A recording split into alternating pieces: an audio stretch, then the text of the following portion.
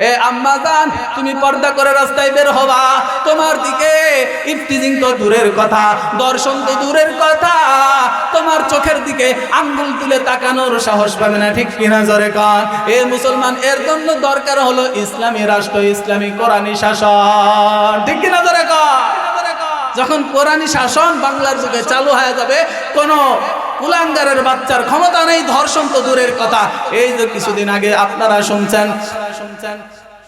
শুনছেন একজন নারীকে ধর্ষণ করছে একটা বনের মধ্যে নিয়া, শুনছেন না? এ মুসলমান ইমানদার আল্লাহর গোলাম, আল্লাহ বলতেছেন ফালাই উদাইন, তোমরা যখন আবৃত করে নিজেকে রাস্তায় বের হবা, ও আম্মা জান, তোমাদের উত্তক্ত করার মতো কেউ সাহস পাবে না। শুধু তাই নয়, আল্লাহ তাআলা গ্যারান্টি দিয়া দেয়, এ বান্দি, তোমার দিকে তাকানোরও সাহস পাবে না, কারণ তার মাথার মধ্যে আরেকটা ভয় থাকবে, ইসলামী শাসন কায়েম আছে। আজকে আমি যদি ধর্ষণ করি, ধর্ষণের শাস্তি তো আমরা জানি না। এ মুসলমান, ক্রস করে কাটা, হাত পা ক্রস করে কাটা। দর্শন যদি করে, দর্শনের শাস্তি হলো হাত পা ক্রস করে কাটা, ডান হাত বাম পা, বাম হাত ডান পা। সুবহানাল্লাহ বলেন।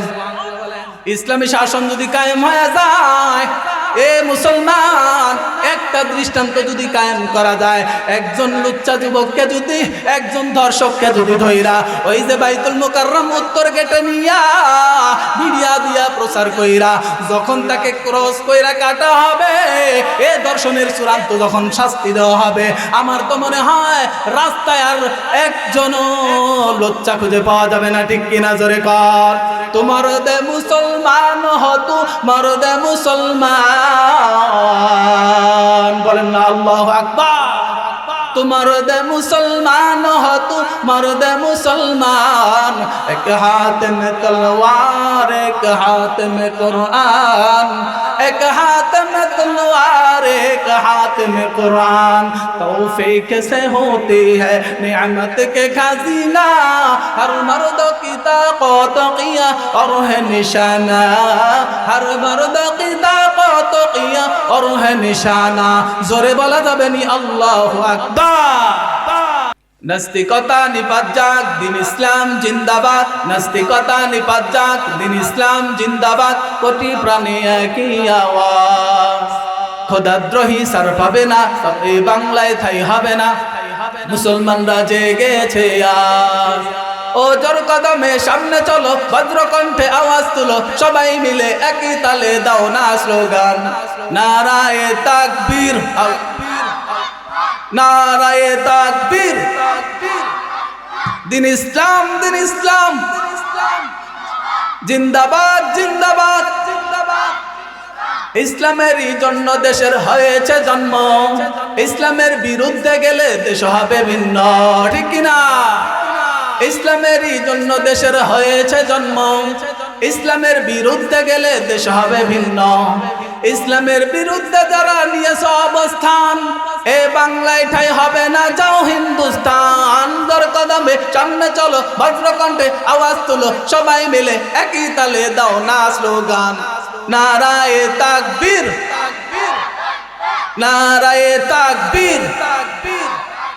দিন ইসলাম জিন্দাবাদ, দিন ইসলাম, দিন ইসলাম। আল কোরআনের আলো, আল হাদিসের আলো, মুসলমানের এই দেশেতে নাস্তিকদের ঠাই নাই, নাস্তিকদের পক্ষে যারা তাদের কোনো রক্ষা নাই, ঠিক কিনা ধরে বলেন? এ দেশেতে নাস্তিকদের ঠাই নাই, নাস্তিকদের পক্ষে যারা তাদের কোনো রক্ষা নাই। এ দেশেতে থাকতে হলে কোরআন মানতে হবে, কোরআন না মানিলে তারা বিতাড়িত হবে, ঠিক কিনা? ও জোর কদমে সামনে চলো, ভদ্রকণ্ঠে আওয়াজ তুলো, সবাই মিলে একই তালে দাও না স্লোগান, নারায়ে তাকবীর, নারায়ে তাকবীর। দিন ইসলাম, দিন ইসলাম জিন্দাবাদ, জিন্দাবাদ। লিল্লাহি তাকবীর। আলহামদুলিল্লাহ, জোরে বলেন আলহামদুলিল্লাহ। এই আল্লাহু আকবারের ধ্বনি দেওয়ার কারণেই এই বাংলাদেশ থেকে নাস্তিকেরা পলাতে বাধ্য হয়েছে, ঠিক কিনা? জোরে কোন এই আল্লাহু আকবারের ধ্বনি চলবে তো ইনশাআল্লাহ। যখনই আওয়াজ হবে সুবহানাল্লাহ আলহামদুলিল্লাহ জোরে জোরে দিবেন, পারবেন তো ইনশাআল্লাহ? আল্লাহ তাআলা সবাইকে কবুল করুন, বলেন আমিন।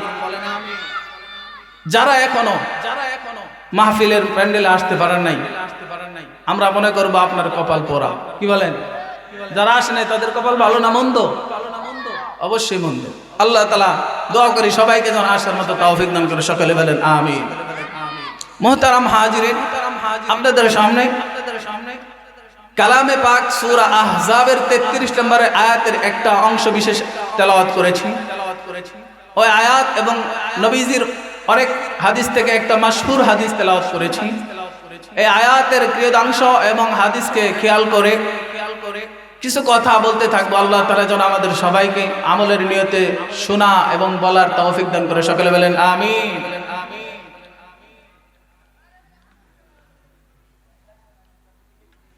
সূরা আহজাবের 33 নম্বর আয়াতের মধ্যে আল্লাহ তাআলা বলতেছেন, বিসমিল্লাহির রহমানির রহিম, আকারনা ফি বুয়ুতিকুন্না ওয়ালা তাবাররাজনা তাবাররুজাল জাহিলিয়াতিল উলা। তরজমা করি। আল্লাহ তাআলা বলতেছেন অকরনা ফি বুয়ুতিকুন্না। আল্লাহ তাআলা নারীদেরকে বলতেছেন যে হে নারীরা, তোমরা ঘরের মধ্যে বসবাস করো। সুবহানাল্লাহ বলে।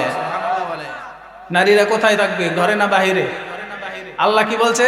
কোথায় থাকবে? ফি বুয়ুতিকুম, তোমাদের ঘরের মধ্যে অবস্থান। অনেকে আবার এখানে যুক্তি লাগায় যে আল্লাহ তাআলা পুরুষদেরকে দোকানে, মাঠে, ঘাটে, রাস্তায় সব জায়গায় যাইতে বলে, থাকতে বলে, কিন্তু নারীদেরকে আল্লাহ তাআলা ঘর বন্দি করলো। এটা কি ঠিক করলো? জোরে বলেন নাউজুবিল্লাহ। এরকম যুক্তি দেখায় কি দেখায় না? যদি এরকম যুক্তি দেখায় তাহলে বলেন তারা মানুষ নাকি শয়তান? এই যুক্তি দেখাইছিল ইবলিশ। কে? ইবলিশ আল্লাহর সাথে যুক্তি দেখাইছে, আল্লাহ আমি তো আগুনের তৈরি, ফেরেশতা সর্দার আমি, আর সাধারণ মাটির তৈরি, এরা মাটির ধর্ম, এরা নিচের দিকে যায়, আর আমার আগুনের ধর্ম কোথায়? উপরের দিকে। যুক্তি দিছে। এই যুক্তি দেওয়ার কারণে তার ঠিকানা কোথায়? জান্নাত হইছে না জাহান্নাম? ধরে বলেন কোথায়? আল্লাহর আয়াত সূরা আহজাবের এই অংশে বলতেছে অকরনা ফি বুয়ুতিকুন্না ওয়ালা বুয়ুতিকুন্না, তোমরা নারীরা যারা আছো ঘরের মধ্যে বসবাস করো। কথা কার? জোরে বলেন কথা কার? এখানে যদি কেউ যুক্তি লাগায় তাহলে নিঃসন্দেহে সে কি? শয়তান। আর সে কোথায় যাবে? ঠিকানা জাহান্নাম। বুঝছেন? এবার সামনে আগাই। আমাদের একজন আকাবির আছেন, যার নাম হাকিমুল উম্মাত মুজাদ্দিদ মিল্লাত মাওলানা আশরাফ আলী থানভী রাহমাতুল্লাহ আলাইহি। নাম শুনছেন? আশরাফ আলী থানভী রাহমাতুল্লাহ আলাইহি তিনি মাসালিহুল আকলিয়া কিতাবের মধ্যে তিনি লেখেন, ইসলামের এমন কোন বিষয় নাই যেটার মধ্যে যুক্তি নাই, চূড়ান্ত যুক্তি নাই। সুবহানাল্লাহ বলেন। তো আল্লাহ তাআলা যে কোরআন নাজিল করে বলল, হে নবী আপনি আপনার উম্মতদেরকে জানায় দেন, নারীদেরকে জানায় দেন, আপনার পত্নীদেরকে জানায় দেন, আপনার বিবিদেরকে জানায় দেন, তারা যেন ঘরের মধ্যে থাকে। এই কথা আল্লাহর যুক্তি আছে না নাই? কথা বলেন আছে না নাই? শুধু আছে না, চূড়ান্ত পর্যায়ের আছে। কিন্তু এই যুক্তি সবাই বুঝার মতো যোগ্যতা আমাদের নাই। ঠিক কিনা? ধরে কন যুক্তি আছে ঠিক, কিন্তু আমরা বুঝি না। ঠিক কিনা? বুঝি না। তো এখন এই আলোচনা যারা শুনতেছেন, আমরা একটু মাইকের আওয়াজ যত দূর যায় একটু মনোযোগ, আমরা আপাতত আজকে বোঝার চেষ্টা করব আল্লাহ তাআলা যে এখানে যুক্তি ফিট করছেন, যুক্তি যা আছে, আল্লাহর কথা শুধু দালিল বিকৃত না, এখানে দলিল আছে আবার যুক্তি আছে। এটা একটু বোঝার চেষ্টা করব ইনশাআল্লাহ। এই ছাত্র ভাইরা বসুন।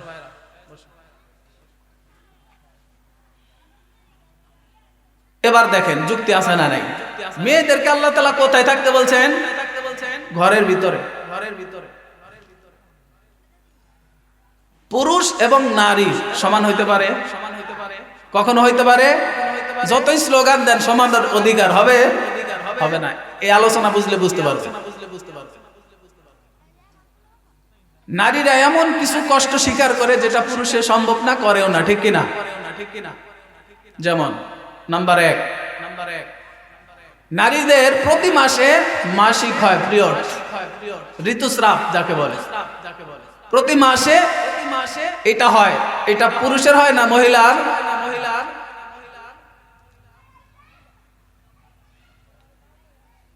নারীরা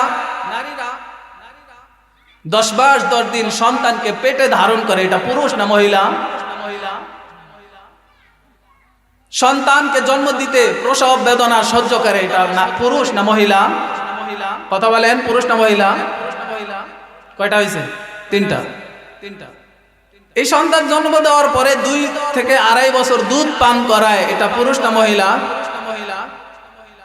5 নাম্বার, এই সন্তানকে আবার লালন পালন করার ক্ষেত্রে বেশি কষ্ট স্বীকার করে, পুরুষ না মহিলা? কয়টা বিষয় হয়েছে? 5টা। এই 5টা বিষয় কোন পুরুষের সাথে যায়? তো আল্লাহ তাআলা যে বললেন যে হে নারীরা তোমরা ঘরের ভিতরে থাকো, কেন আল্লাহ তাআলা বললেন? এখানে যুক্তি কি?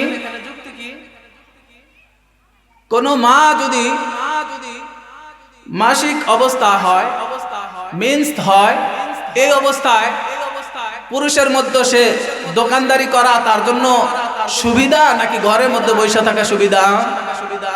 কথা বলে না। কোন মা গাড়ি চালানো সুবিধা নাকি সন্তান পেটে ধারণ করে ঘরের মধ্যে আরামে বসে থাকা সুবিধা? ওই নারী সন্তান প্রসব করার সময় যে জ্বালা যন্ত্রণা, এই সময় সে রিক্সা চালাবে, এটা তার জন্য সুবিধা নাকি ঘরের মধ্যে বসে থাকা সুবিধা? কোন নারী সন্তান প্রসবের পরে সন্তানকে দুধ পান করাবে, এই অবস্থায় সে বিমান চালাইতেছে, এটা তার জন্য সুবিধা না ঘরের মধ্যে বসে থাকা সুবিধা? কথা বুঝলে ভালো করে বলেন। সন্তান লালন পালন করা এটা রাস্তার মধ্যে বিভিন্ন পেশায় নিয়োজিত হয়ে পুরুষের মতো করা সুবিধা নাকি ঘরের মধ্যে সুন্দরভাবে থাইকা ঘর গোছানো এবং সন্তান লালন পালন করা সুবিধা? এবার আমার কথা বুঝে থাকলে বলেন তো, আল্লাহ তাআলা যে বলছে নারী তোমরা ঘরের মধ্যে থাকো, তাহলে এই কথাটা যুক্তিপূর্ণ না অযৌক্তিক? যুক্তিপূর্ণ কিনা? চূড়ান্ত পর্যায়ের যুক্তি আছে, বাকি আমরা মাগার বুঝতে পারি না, কারণ আল্লাহর হিকমত, আল্লাহর কৌশল এই বুঝা বড়। ওয়া মাকারু ওয়া মাকারাল্লাহ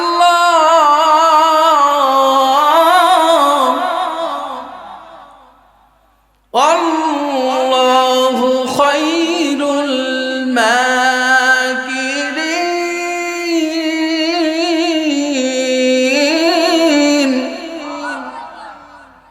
আল্লাহ তাআলার হিকমত বুঝাবার দা, এটা আমরা বুঝতে পারি না, কিন্তু আল্লাহর কথার যুক্তি আছে না নাই? আল্লাহ তাআলা ঘরের মধ্যে বলছে, থাকতে বলছে, কেন? বুঝতে পারছেন বিষয়টা? ঘরের মধ্যে থাকা একজন নারীর জন্য সুযোগ সুবিধা, ঠিক কিনা? জোরে কর। এবার আল্লাহ তাআলা কি বলতেছে? ওয়ালা তাবাররাজনা তাবাররুজাল জাহিলিয়াতিল উলা।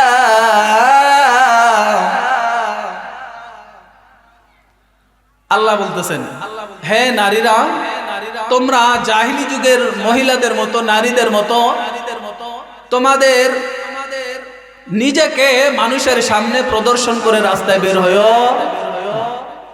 কথাকার তাবাররুজ, এর অর্থ হলো সাজসজ্জা। এর অনেকগুলা ব্যাখ্যা আছে। আল্লাহ যে বললেন ওয়ালা তাবাররাজনা তাবাররুজাল জাহিলিয়াতিল উলা, তোমরা কি করো না জাহিলি যুগের মতো, জাহিলি যুগের নারীদের মতো সাজসজ্জা করে রূপ চেহারা বের করে মানুষের সামনে প্রদর্শন করো।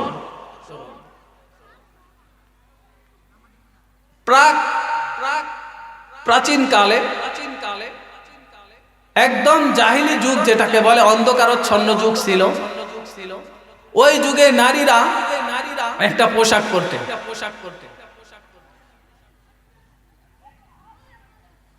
এই আয়াতের ব্যাখ্যাকার মুজাহিদ রহমতুল্লাহ আলাইহি তিনি লেখেন যে ইসলামের শুরু জীবনে এর আগে অর্থাৎ জাহিলি যুগ যাকে বলা হয় আয়ামে জাহিলিয়া, অন্ধকার যুগ, যে যুগে আমাদের নবী আগমন করেছে দুনিয়ায়, ঠিক কিনা?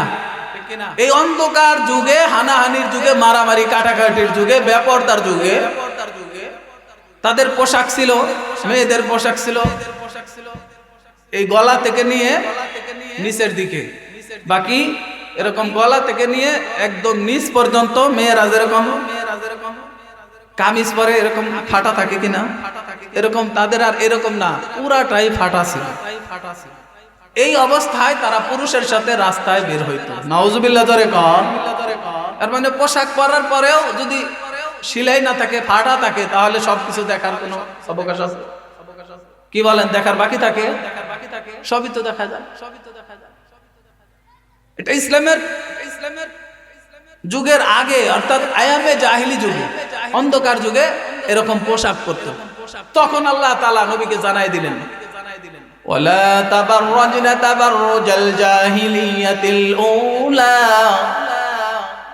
ও পয়গম্বর, আপনি আপনার উম্মতের নারীদেরকে বলে দেন, আপনার বিবিদেরকে বইলা দেন, তারা যখন রাস্তায় বের হবে ওই জাহিলি যুগের ওই নগ্ন মহিলাদের মতো যেন পোশাক পরে রাস্তায় না বের হয়। সুবহানাল্লাহ বলেন।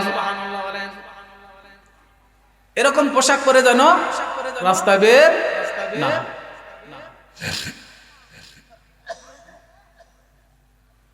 এখন পোশাক বললাম, এই তাবাররুজের একটা ব্যাখ্যা হলো টাইট ফিট পোশাক পরা। কি বাবা কথা বলেন বাবা, কি পোশাক? Tight fit. এমন অনেক আম্মা জানা আছেন বোরকা পরেও, কিন্তু এমন বোরকা পরে সাইড থেকে সব দেখা যায়, ঠিক কিনা? এরকম বোরকা বাংলাদেশে আছে না নাই? এই বোরকা পরে রাস্তায় যখন বের হয় তখনই ইফটিজিং, ধর্ষণের শিকার হয়, ঠিক কিনা জোরে বলে? এই জন্য এরকম পোশাক পরে রাস্তায় বের হওয়া যাবে না। তা আজকাল নারীদের মধ্যে এরকম সয়লাভ পাওয়া যায়, বেপরদার সয়লাভ। তারা পোশাক পরেও যেন পোশাক পরে নাই, এমন ৮-৬০ পোশাক পরে, টাইট ফিট পোশাক পরে বাজারে আছে না নাই? এদিকে হয়তো কম আছে, বাকি মুন্সিগঞ্জ, শ্রীনগর আমি থেকে আসছি তো, বউ বাজার আছে, ঢাকার মধ্যেও আছে বউ বাজার।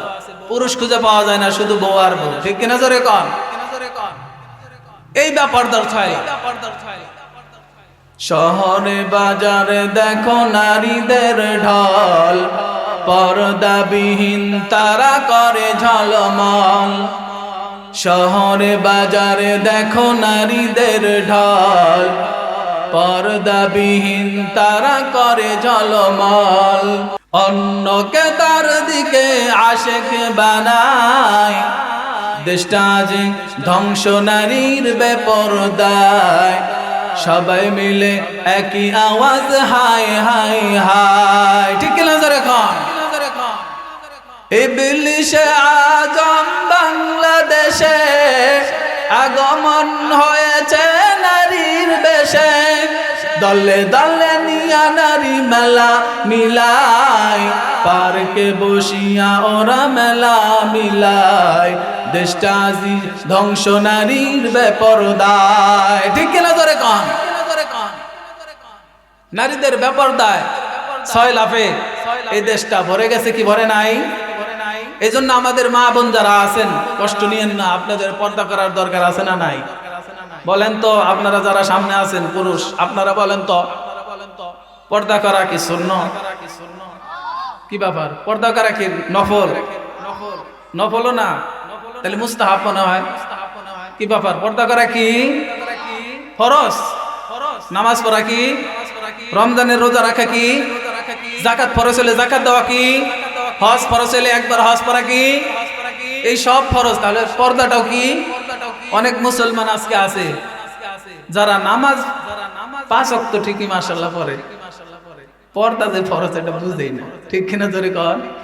আছে না নাই? দেশটা বেপর্দা সয়লাভ হয়ে গেছে, ঠিক কিনা জোরে কন? তো আল্লাহ তাআলা কি বলছেন? মেয়েদেরকে কোথায় থাকো? ঘরে থাকো। এটার যুক্তি আছে তো? বুঝছেন? এই আয়াতের ব্যাখ্যা বুঝতে গেলে এই সূরা আহজাবের 59 নম্বর আয়াতে আবার চলে যেতে হবে। এই আয়াতের ব্যাখ্যা ওইখানে আল্লাহ তাআলা বলতেছেন, ইয়া আইয়ুহান নাবিয়্যু, হে ঈমানদার, হে আল্লাহর নবী। আল্লাহ তাআলা নবীকে সম্বোধন করতে বলছেন, ইয়া আইয়ুহান নবী, হে নবী। কাকে ডাক দিছে আল্লাহ তাআলা? কথা বলে না, কাকে ডাক দিছে? নবীরে ডাক দিছে আল্লাহ তাআলা। আল্লাহ তাআলা নবীরে ডাক দিয়ে বলতেছে যে হে নবী, কুল লি আজওয়াজিকা ওয়া বানাতিকা ওয়া নিসাইল মুমিনিন।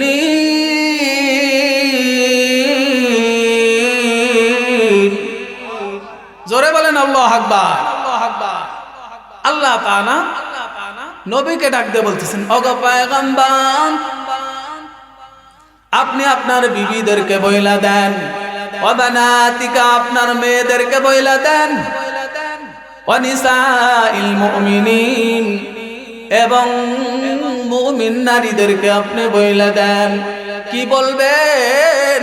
আল্লাহ তাআলা জানায় দিতেছেন, ইউদনিনা আলাইহিন্না মিন জালাবিবিহিন্না। সুবহানাল্লাহ বলেন।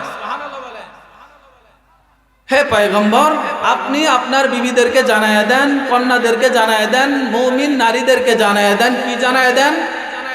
ইউদনিনা, তারা যেন টেনে নেয়, আলাইহিন্না, নিজেদের উপরে, মিন জালাবিবিহিন্না। সুবহানাল্লাহ বলেন। তাদের চাদরের কিয়দাংশ, চাদরের একটা অংশ যেন তারা তাদের নিজেদের উপরে টেনে নেয়। ঘোষণাকার, জোরে বলেন, ঘোষণাকার। এবার বুঝে থাকলে বলেন, আল্লাহকে এখানে বইলা দিছে যে চাদর কোন দিকে টানতে হবে? আমার কথা, এই আয়াতের অর্থ যে করলাম, বুঝছেন কোথায় টানতে হবে? কথা বলে না, বুঝা গেছে? শুধু বলছে আপনার চাদরের কিয়দাংশ টেনে দেন আপনাদের নিজেদের উপরে। কোথায়? এখানে প্রশ্ন হইতে পারে, হুজুর আপনারা যে কর মেয়েদের পর্দা করতে হবে, মুখ ঢাকা রাখতে হবে, এখানে ঢাকার কথা আসলো কই? প্রশ্ন হয় কি হয় না? আপনারা যা বলেন শুধু চোখ বের করবেন, মুখমণ্ডল ঢাকবেন, এটার দলিল কই? এখানে তো আল্লাহ এটা বলে নাই। শুধু চাদরের কিয়দাংশ ঢেকে দেওয়ার কথা বলছে, টেনে দেওয়ার কথা বলছে, চেহারা ঢাকার কথা তো বলে নাই। এরকম প্রশ্ন অনেকেই করে, কি করে না? জোরে বলেন, করে কি করে না? এবার এটার ব্যাখ্যা কোরআনের মধ্যে নাই। এটার ব্যাখ্যা দিয়েছেন একজন মুফাসসির, রাইসুল মুফাসসির হযরত আব্দুল্লাহ ইবনে আব্বাস রাদিয়াল্লাহু তাআলা। জোরে বলেন আল্লাহু আকবার। সাহাবীর নাম কি? আব্দুল্লাহ ইবনে আব্বাস রাদিয়াল্লাহু তাআলা। তিনি এই কথার ব্যাখ্যা দিতেছেন, আমার আল্লাহু ওয়া নিসাআল মুমিনিন। আব্দুল্লাহ ইবনে আব্বাস রাদিয়াল্লাহু তাআলা আনহু বলেন, ও দুনিয়ার উম্মত, ও পয়গম্বর হারা নবীর উম্মতের দল। আব্দুল্লাহ ইবনে আব্বাস রাদিয়াল্লাহু তাআলা আনহু বলেন, আমার আল্লাহ নিসাল মুমিনিন, আমার আল্লাহ তাআলা সমস্ত মুমিন নারীদেরকে উদ্দেশ্য করে আল্লাহ তাআলা আদেশ করতেছেন। সূরা বলেন, কি করতেছেন? আদেশ করতেছেন। কি আদেশ করতেছেন? এ নারীরা, ইযা খরাজনা ফি বুয়ুতিহিন্না ফি হাজা, তোমাদের কোনো প্রয়োজনের কারণে যখন তোমরা মাঠে ঘাটে বের হইবা, যখন তোমাদের প্রয়োজন পূরণের জন্য বাজার করতে যাইবা ও নারীদের দল, তখন তোমরা এমনি এমনি যাইও না। আব্দুল্লাহ ইবনে আব্বাস রাদিয়াল্লাহু তাআলা আনহু বলেন, তোমার চেহারার উপরে মাথা থেকে নিয়ে চেহারার উপরে একটা কাপড় ঝুলাইয়া দাও। সুবহানাল্লাহ বলেন। কিসের উপরে? মিন ফাওকি রুউসিহিন্না, মিন ফাওকি রুউসিহিন্না বিজালাবিবিহিন্না। সুবহানাল্লাহ বলেন। তোমাদের চাদরকে তোমাদের মাথা থেকে নিয়ে চেহারার উপরে ছেড়ে দাও। সুবহানাল্লাহ বলেন। এবার বুঝেন তো এই হাদিস থেকে ক্লিয়ার হয়েছে কিনা যে মেয়েদের এই পুরা মুখটা ঢাকতে হবে, ঠিক কিনা? জোরে কর। কিন্তু অনেকেই ভুল ব্যাখ্যায় পড়ে চেহারা দেখাইতেছে, আছে না নাই? জোরে বলেন, আছে না নাই? তাহলে আমরা যারা আমাদের অধীনস্থ, আমাদের মা, আমাদের বোন, আমাদের মেয়ে, আমাদের খালা মামি যারা আছে, এদেরকে চেহারা খোলার কথা বলবো না চেহারা ঢাকার কথা বলবো? জোরে বলেন। কথা বলে না, কি বলবো? চেহারা ঢাকার কথা বলবো। কেন ঢাকার কথা বলবো? ঢাকা চেহারা ঢাকলে লাভ কি? আল্লাহ তাআলা এবার বলতেছে, যালিকা আদনা আইয়ুরাফনা। সুবহানাল্লাহ বলেন। আল্লাহ তাআলা বলতেছেন, পয়গম্বর আপনি আপনার উম্মতদেরকে জানায় দেন, কোন মহিলা যদি তাদের চেহারাকে আবৃত কইরা রাস্তায় বের হয়, আমি আল্লাহ তাআলা বলে দিলাম ওই সমস্ত মহিলাকে চিনতে বড় সহজ হয়ে যাবে, বোঝা যাবে যে এরা দিনদার সম্মানিত মহিলা। সুবহানাল্লাহ বলেন। এ শোলা করি আম্মা জান, কান লাগে শুনেন আম্মা, আপনিও আম্মা জান, আব্দুল কাদের জিলানীর আম্মাও একজন আম্মা জান, খাজা মঈনুদ্দিন চিশতির আম্মাও একটা আম্মা জান, ঠিক কেনা? জোরে কোন। ও আম্মা জান, আল্লাহ বলতেছেন আপনারা যদি পর্দা করে বের হন আপনাদের সম্মান বেড়ে যাবে। শুধু তাই নয়, শুধু তাই নয়, আল্লাহ বলেন আপনাদের চিনতে বড় সহজ হয়ে যাবে। সুবহানাল্লাহ। ফালা ইউযাইন, আয়াতের শেষে আল্লাহ তাআলা আবার বলতেছে ফালা ইউযাইন, ও আম্মা জান আপনি যদি পর্দা করে রাস্তায় বের হন, ও বোন তুমি যদি পর্দা করে সতীত্ব ঢেকে যদি তুমি বের হও, তোমার চেহারা যদি ঢেকে বের হও, আল্লাহ বলেন ফালা ইউযাইন। আল্লাহ তাআলা বলতেছেন, দুনিয়ায় এই মুফতি জহুরুল ইসলাম আল হাদির কথা নয়, আমার আল্লাহ তাআলা বলতেছেন ফালা ইউযাইন, আমি আল্লাহ তোমাকে কেমন নিরাপদ বানিয়ে দিব, তোমাকে কেউ উত্তক্ত করবে না। সুবহানাল্লাহ বলে। তোমাদের কেউ উত্তক্ত করবে না। যখন পর্দা করে বের হবে তখন দেখেন তো এই যে আন্নুর ইন্টারন্যাশনাল ক্যাডেট মাদ্রাসা, ওইদিকে আছে বাগে জান্নাত মাদ্রাসা, এই আম্মা জানরা যখন রাস্তায় বের হয়, আপনাদের ছোট ছোট মেয়েরা যখন পর্দা করে বের হয়, লাইন ধরে সারি সারি যখন বের হয়, আপনারাই বলেন তো ওই সময় দেখতে সুন্দর লাগে কি লাগে না? ওই সময় কি কারো মনে কুমন্ত্রণা আসে? চেহারা মাশাআল্লাহ, চেহারা তো দেখেনি না, ঠিক কিনা? তো আল্লাহ বলতেছেন ফালা ইউযাইন, কি হবে না? আল্লাহ কি বলছেন? উত্তক্ত কেউ করবে না। সুবহানাল্লাহ বলেন। পর্দা করলে একটা লাভ হলো, আপনাকে রাস্তায় কেউ উত্তক্ত করবে না। জোরে বলেন না, ঠিক কিনা? এ মুসলমান ইমানদার আল্লাহর গোলাম, আল্লাহ বলতেছেন ফালা ইউযাইন, তোমাকে কে উত্তক্ত করবে না, বলেন না সুবহানাল্লাহ। এ আম্মা জান, আপনি এই আয়াতের উপরে বিশ্বাস রাখেন, আল্লাহর উপর বিশ্বাস রাখা, আপনার দেহ সতীত্ব ডাইকা আপনি যখন রাস্তায় বের হবেন, আল্লাহ ঘোষণা দিতেছেন পয়গম্বর আপনি নারীদেরকে জানিয়ে দেন, এদেরকে কোনো বখাটে উত্তক্ত করার সাহস পাবে না। সুবহানাল্লাহ।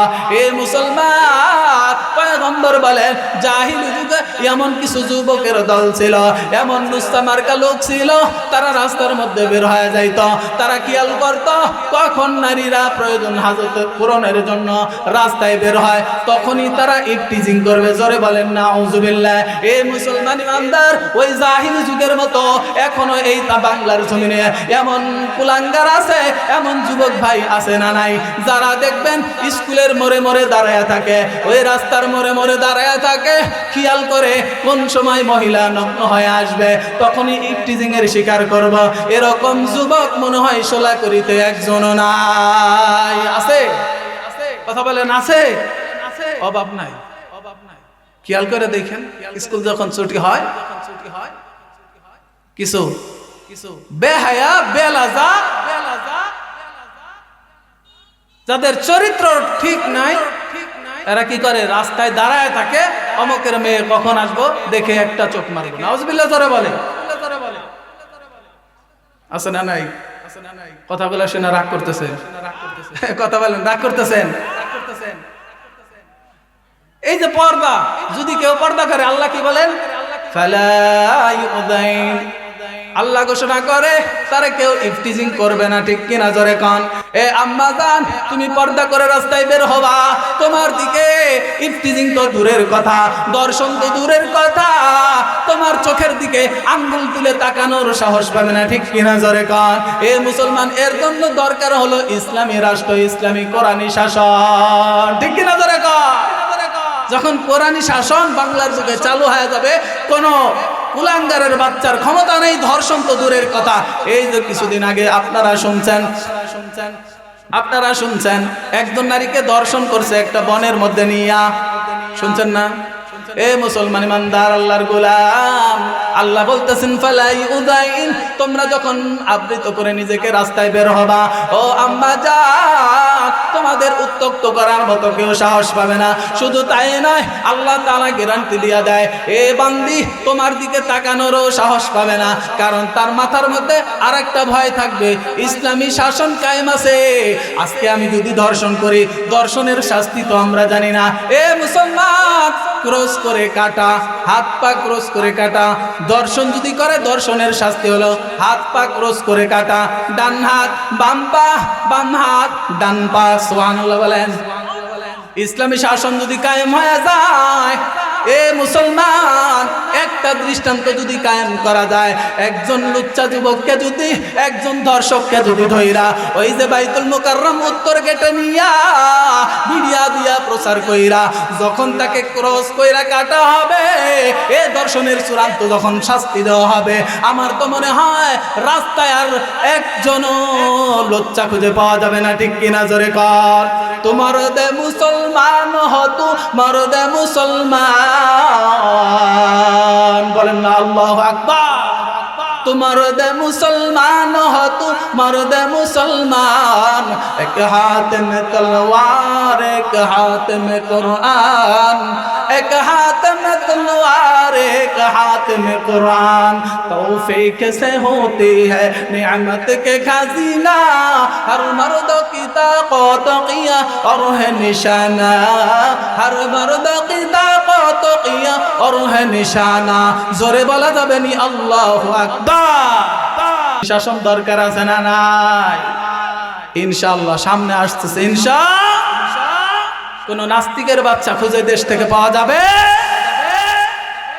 এ মুসলমান ইমানদার আল্লাহর গোলাম, চোরে যদি চুরি করে, ইসলামের শাসন কি, ইসলামী আইন কি, তার হাত কেটে দাও। আমার তো মনে হয় বাংলাদেশের যে এমন অবস্থা, যদি ইসলামী রাষ্ট্র চালু হয়ে যায়, ইনশাআল্লাহ রাস্তায় বের হবেন, দেখবেন হাত কাটা। জিজ্ঞেস করাবে, কি রে তোর হাত কাটা কেন? বলে গম চুরি করছে। ঠিক কিনা জোরে খান? বলা হবে তোর হাত কাটা কেন? তোর হাত কাটা কেন? বলবে রড চুরি করছি।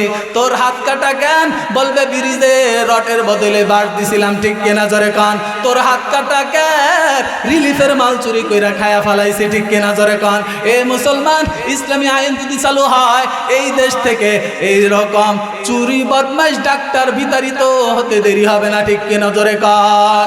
এ মুসলমান ইমানদার, শেষ করে দিতেছি, মেহমান আয়েশা বলবে এ মুসলমান একটা হাদিস বইলাই শেষ করতেছি। পয়গম্বর বলেন ও আম্মাজান ভালো করে কান লাগায় শুনেন, যারা বেপরদা করতেছেন, যারা চেহারাকে আপনি দেখাইয়া মনে করতেছেন সব হয়, জোরে বলেন নাউজুবিল্লাহ।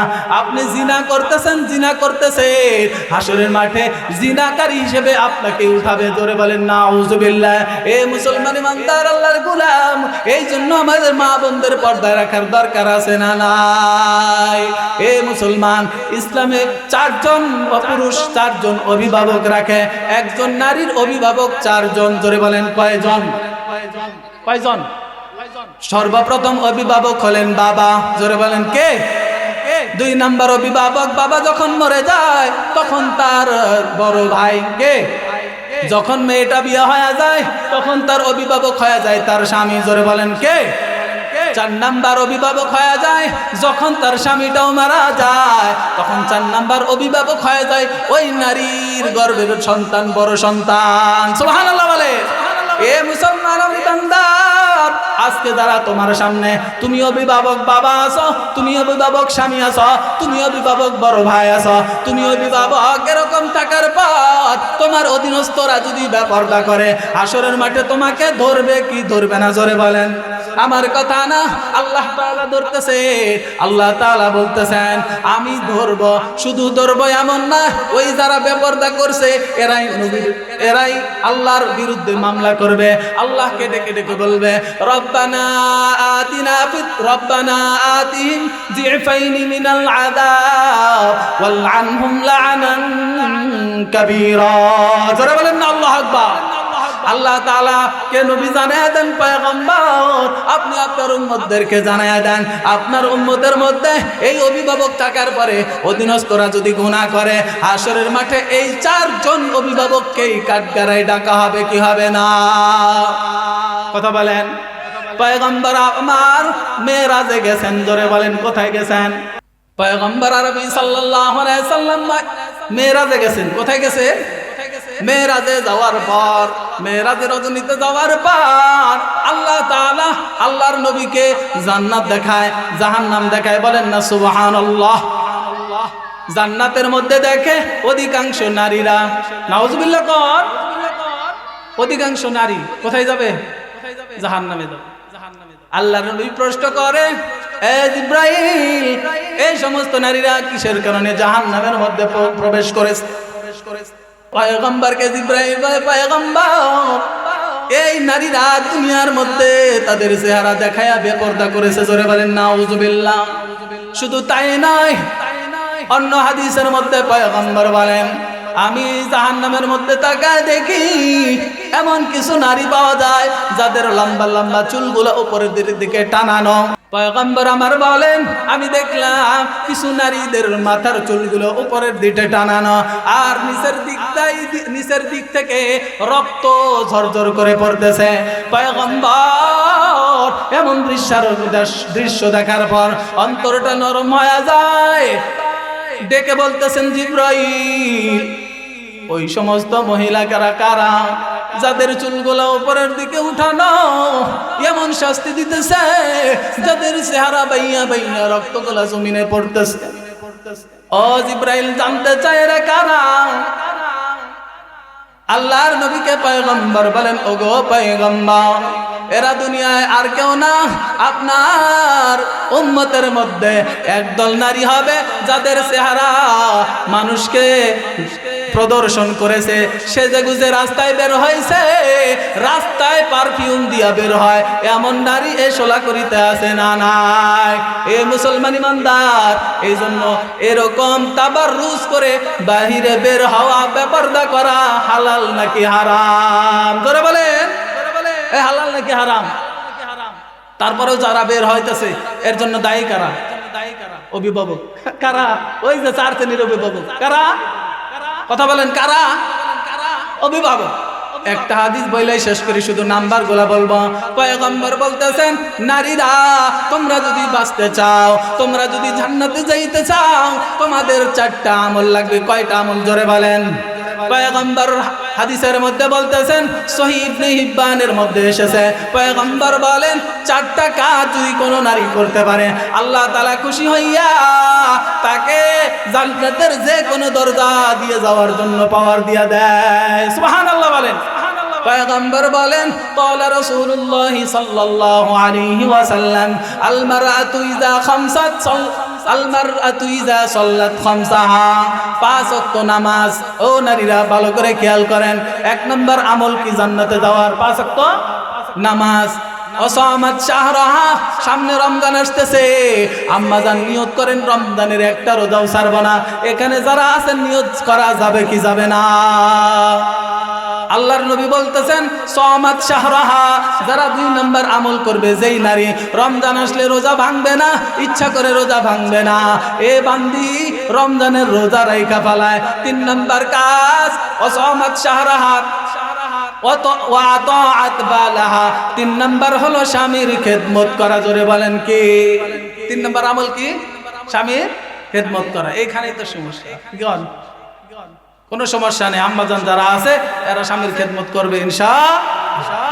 4 নাম্বার, ও হাফিজাত ফুরুজাহা, পয়গম্বর বলেন লজ্জাস্থানের হেফাজত করা। যেই বান্দা লজ্জাস্থানের হেফাজত করবে, যেই বান্দি লজ্জাস্থানের হেফাজত করবে, অন্য হাদিসে পয়গম্বর বলেন, আমি পয়গম্বর তার জান্নাতে যাওয়ার জন্য আমি নবী আবশ্যক, আমার সুপারিশ আবশ্যক হয়ে যাবে। সুবহানাল্লাহ বলেন। ওই হাদিসের মধ্যে পয়গম্বর বলেন, এই 4 কাজ যদি কোনো নারীরা করে, 1 নাম্বার 5 ওয়াক্ত নামাজ, 2 নাম্বার রমজানের রোজা, 3 নাম্বার স্বামীর ইতাআত করা, 4 নাম্বার লজ্জাস্থানের হেফাজত করা, জান্নাত দিবে কে? জোরে বলেন দিবে কে? নবী বলেন 8টা জান্নাতের যে কোনো দরজা দিয়ে যাইতে চায় আমি আল্লাহ তাআলা, নবী বলতেছি তাকে আল্লাহ পাওয়ার দিয়ে দিবে। কোন সুবহানাল্লাহ। এই হাদিসের মধ্যে, পরের হাদিসের মধ্যে পয়গম্বর বলেন, যেই বান্দা 2টা জিনিসের হেফাজত করবে। কয়টা জিনিস? কয়টা জিনিস? এইটাই শেষ, 1 মিনিট। 2টা জিনিসের হেফাজত। কয়টা জিনিস? 2টা জিনিসের হেফাজত। পয়গম্বর বলেন, মাইয়াজমানলি, যে ব্যক্তি আমাকে নিরাপত্তা দিবে, যে ব্যক্তি আমাকে নিরাপত্তা দিবে। কি নিরাপত্তা? আমাকে কি কথা দিবে? যে ব্যক্তি নিরাপত্তা দিবে, মা বাইনা লিহিয়াইহি, 2 সোয়ালের মাঝখানের হেফাজত, ওয়া মা বাইনা রিজলাইহি, 2 পায়ের মধ্যবর্তী জায়গা লজ্জাস্থানের হেফাজত। এই 2 জায়গার হেফাজত যে ব্যক্তি করবে, পয়গম্বর বলেন আজমান লাহুল জান্নাহ। জোরে বলেন আল্লাহু আকবার। পয়গম্বর বলেন ওই নারী, ওই পুরুষের জন্য আমি নবী জান্নাত ওয়াজব করে দেব। সুবহানাল্লাহ বলেন। আল্লাহ তাআলা আমাদের মা বোন যারা আছে পর্দানিশী হওয়ার তৌফিক দান করুন। সকলে বলেন আমিন। সমাজে যারা বেপরদা, আল্লাহ তাআলা যেন, আশা করি এই হাদিসের উপরে আপনারা বিশ্বাস রেখে আমল করবেন তো ইনশাআল্লাহ। আমরা যারা আছি অভিভাবকের দায়িত্বে, আমরা আমাদের যথাযথ দায়িত্ব পালন করে কবরে যাব ইনশাআল্লাহ।